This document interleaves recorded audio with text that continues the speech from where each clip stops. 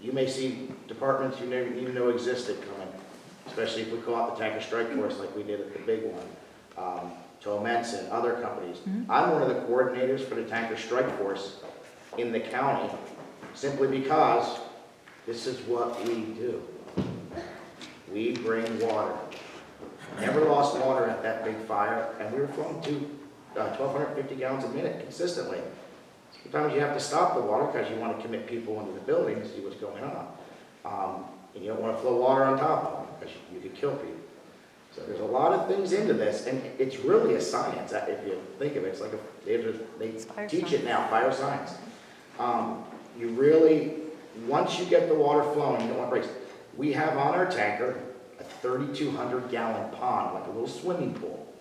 It unfolds, it fills with water. The truck sticks the hose in it and sucks the water out of it and sends it to the fire. Other trucks just come up and keep dumping water into the ponds. You could have 2 or 3 ponds lined up in a row, all going to one truck. And especially if you're flowing ladders, they take a lot of water, okay? And like I said, we know what we're doing with it. What Tom's talking about, I think, is the way the fire service is going. Nobody wants to do it anymore. It's a lot of time. It's a lot of schools. Families need 2 people incomes. Nobody's volunteering anymore. Most of the guys in my fire department are my age. Some are older.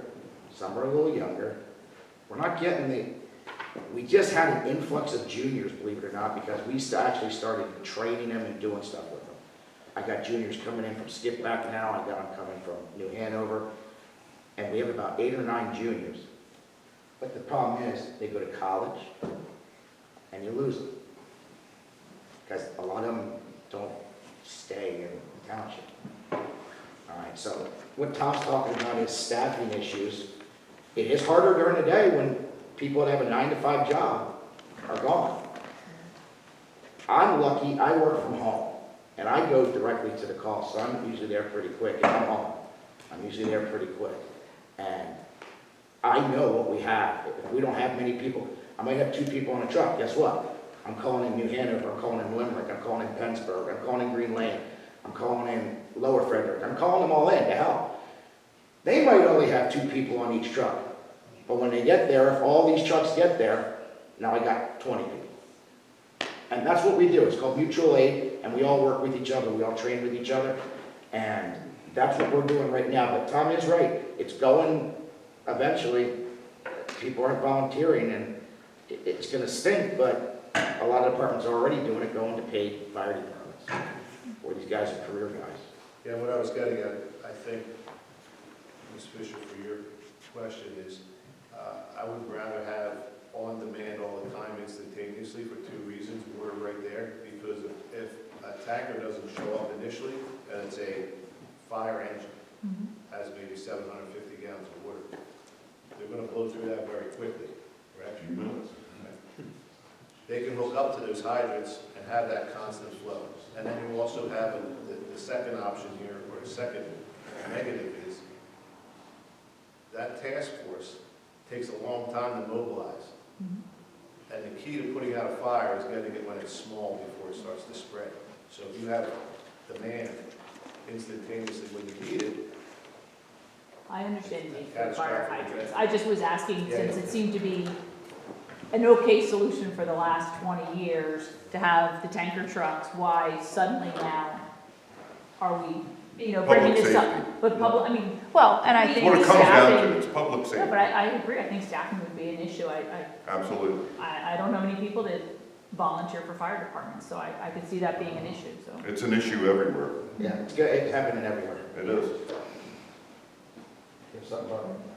Well, like Tom said, if it gets to that, but right now, we had, the only fires we've ever had in the crossing, we had one in 98, guys, on your road, guy's chimney. It was your house, actually, yeah, the house you bought. It was guy's chimney caught on fire. And then we had the big one on Pine Ridge, where we lost 3 1/4. And then we had the one just this past, right after Christmas, past December, where it was room of contents, and like I said, our engine got there. Our engine has 750 gallons of water, but we have 30 gallons of foam. So The insurance rating industry rates us as having 1,500 gallons on that truck, because we're not flowing just water, we're flowing foam too. So it's concentrate, water, and air mixed together. So we put that out with less than 300 gallons. All right, you get an interior fire like that, you can do that. We just knock it. And once you knock it, then you hit the hot spots and you're good to go. Of course, there's smoke damage in the whole house and other stuff, but the fire's out. So we floated a lot of water at the other fire because it was so big when we got there. It was 30 feet above the roof. And our truck was there less than 3 minutes after dispatch, putting water on that fire, our tanker, because they parked right on Faust and went right to the back, because that's where the fire was. The cedar fire was in the back. So that's where the fire was. It started hitting it. Before they even ran out of water, another truck came up, hooked up to our truck, and gave it water, so we kept fighting the fire. And then the ponds were dropped. Other companies already know what they're doing. One of them goes to the Frederick Living, and they draft out of the pond. Tanker dumps its water in our pond, goes to Frederick Living, gets filled up, and comes right back, a big circle. And that's all they do. And we never ran out of water. But it delays the reaction time, because it takes Oh, time to absolutely. set those Yep. things. So instead of having a 10-minute fire, you have an hour-long fire. And that's where you have loss of property. So, and a system upgrade like this would limit that loss of property and protect life. Right, we go right in with our tank water until we get hooked up to a hydrant. And we never even had a hydrant, I'll call it a hydrant valve in here. It's called a UMAP, but a hydrant valve, we never even had one. And then we had to hit 2 hydrants for other people because we help them as well. They come in and help us, we help them. And we ended up having to get one because the last 2 fires, one in Red Hill and one in North Frederick, we had to actually hook up to the hydrant and we didn't have any of this stuff. But there's ways to hook up without it, but we have one now. So if this does happen in the crossing, it would be great. We have one, we'll get another one, and we'll start practicing with the hydrants because we will have to practice once the system's upgraded. Thanks. In your initial presentation, so there was 2 fire hydrants currently not working. That is correct. Would they include a cost to get those up and running on this? So we had 2 hydrants repaired last fall. I have a call into the company that repaired, because it sounds like maybe one of the hydrants that they repaired, well, let me back up. They repaired those 2 hydrants after they did their testing. Okay. So they should be functioning, and I have a call into them to confirm why it is that there's still, I think, 2 tags out there showing 2 hydrants are out of order. So I'm waiting to hear back from them. Thank you. My last question for the supervisor, do you need a motion to go forward with the grant and anything, or is that all part of the motion? It's already ready to do, so I don't think you need a motion to do it. I think at this point, they're just kind of giving me some guidance just to keep looking. You know, and I think, Lisa, to your point, I don't know that the township's absolutely saying that we're going to do this. I think that the board just wants to do more research, and maybe just for everyone's understanding, this study came about after that fire in 2021, when many of the residents came and demanded the study be done. It took us a long time to find a consultant that was qualified to do it, so it's taken a while, but this is a result of that. So we'll keep looking, and then the board will have to decide later if in fact this is, you know, the way to go. All right, if we're good with this issue, we're going to move on. Are fire ponds acceptable for holding water for firefighting as opposed to building the tank? Did they put a fire pond out there? You don't have to look at it, it's in the ground. And if Frederick Living has a fire pond. I don't know where you would put a pond on that property, sir. Yeah, I don't know, Yeah, there's no place to put them on. No. The other thing, But too, it you get a lot. also wouldn't resolve the hydrant issue. Right, you still have some draft from the pond, and you still get a lot of evaporative loss from the pond, so it's kind of a, if you had a naturally flowing pond, the stream's replenishing versus having to pump from your wells into it, that's gonna be a major challenge. You need pretty flat area to put a pond in, and there's not much flat spot in per human crossing.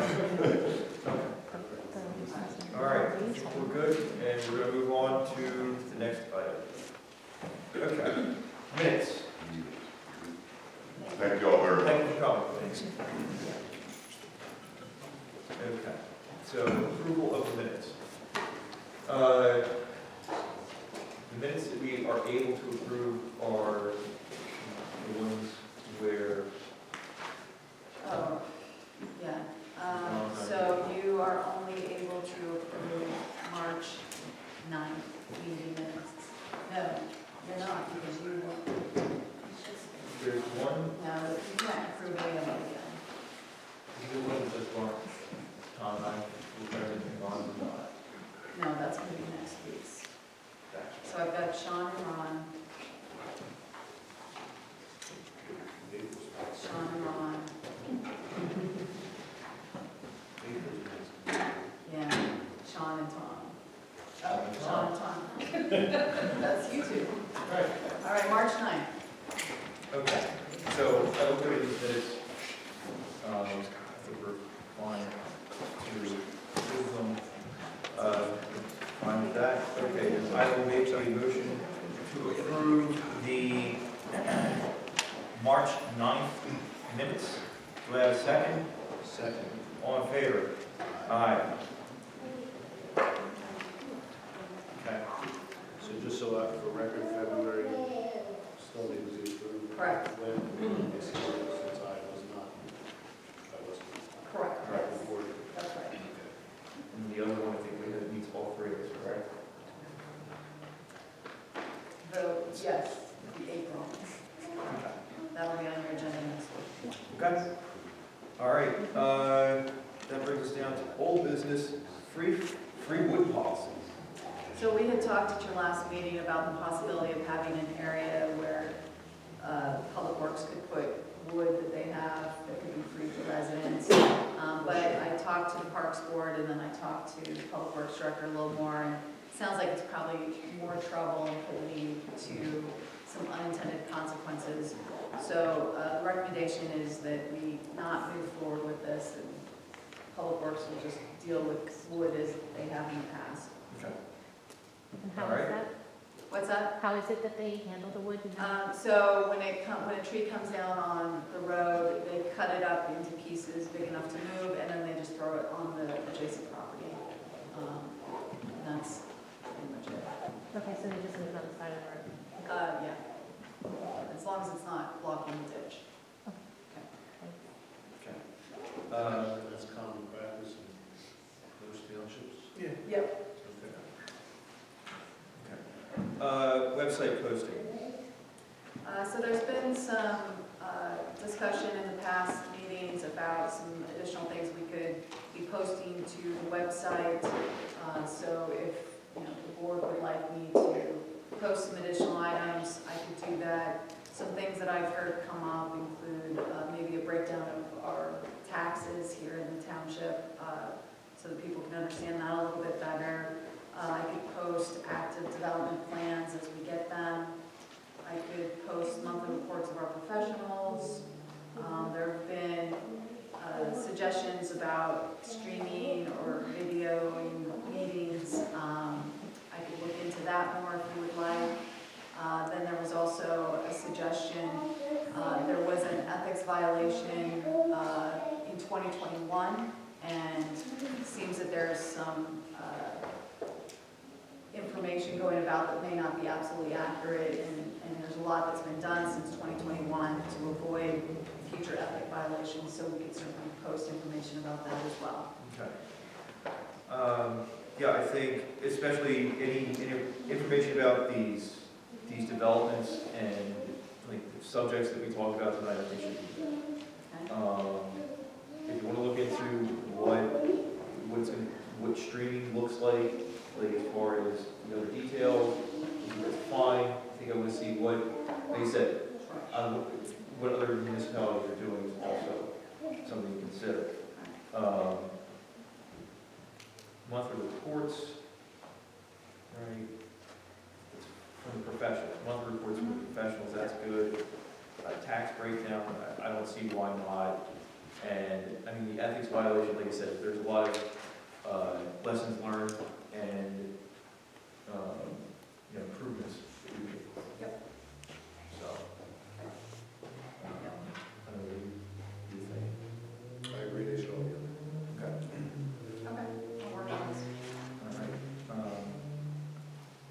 it's not something you can motion for. No, I'll just work on it and, Okay. All right. Manager update, potential items, or agenda items for May 11th. yeah, so, let's see, so some items for your next agenda, we have to do a resolution to designate me as the chief administrative officer for our pension. I think we'd mentioned this, we recently had an audit of our pension, and it was not a violation, but it was a suggestion, so we'll take care of that. We may be before you to create separate accounts for our emergency services fund and for the Ivy Ridge Sewer Fund. If I can work with the finance director and get that together for you, the treasurer, I can get that to you. We had talked about the message board advertising policy. Ken, I think you were gonna work on that one, is that right? Or the audio tape policy, one of those two. So we might try to get those back to you next week. We do have a fee schedule update that we would like to implement. I'm not sure if it'll be ready for your meeting next week, but if so, that's a possibility. And Frederick Living is going to be requesting a special event October 7th, 2023, so they'll be requesting that. And hopefully I'll have some quotes. There's a small segment of Kratz Road between Salford Station and Gravel Pike that's in pretty rough condition.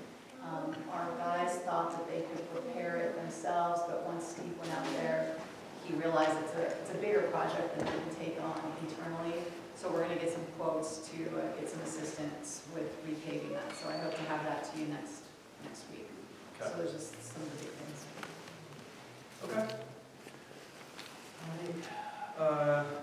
Upcoming meetings.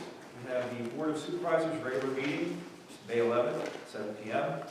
Parks and Board meeting, May 16th, 7 p.m. Planning Commission meeting, May 25th, 7 p.m. Election Day is May 16th.